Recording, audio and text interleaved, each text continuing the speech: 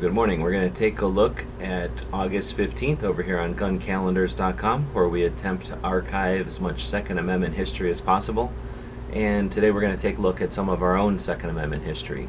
So today in 2016 we visited California. This is with the, at the time, new van. I bought a 1986 Chevy van from a local school district for $500 and cleaned it out as much as possible. Gave it some new oil and headed out to California to give it a test ride to see how far this van could go. And we met up with our friend Smeggy, a guy from Michigan who was doing work down in Mexico, and had some time to head up to California and meet up with us in San Diego. We did, and then together we drove up to Los Angeles and met up with more friends from Gun Channels who, thanks for whoever just purchased something on Free Patch Friday. That's when I'm recording this. Appreciate that. So we met up with some of the people from Gun Channels, and they helped us map out this route. So the Ring of Fire is a name for the factories who were making small, inexpensive firearms after the 1968 Gun Control Act. So these factories were given the name Ring of Fire because of the way that the volcanoes ring the Pacific Ocean are called the Ring of Fire. This guy suggests that the way that these factories are in the perimeter of Los Angeles, it somehow demonizes them to call it that. But whatever, this is how the factories happen to be laid out in the industrial areas around the city of Los Angeles.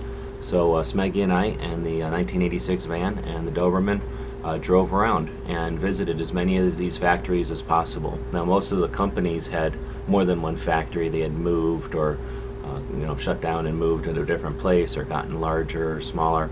So we didn't see every single factory, but we certainly saw a representative factory from each of the companies. And this is the actual paper towel that we used a Sharpie on to map it all out, kind of taking the information from the phone and making a paper map for ourselves as we were driving around LA. We also visited the Terminator gun shop and a couple of other interesting places that were movie locations in Los Angeles. So all in all, it was an excellent day and a fun time for Gun Channels.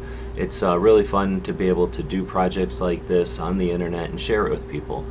This isn't just for our own interest. This is to take our cameras to places that might be interesting that sponsors certainly aren't going to pay for. There's no money here, but the crowd-funded concept, doing these projects for the few people that find it interesting, who are able to throw in a couple of bucks to make it possible, has really been great.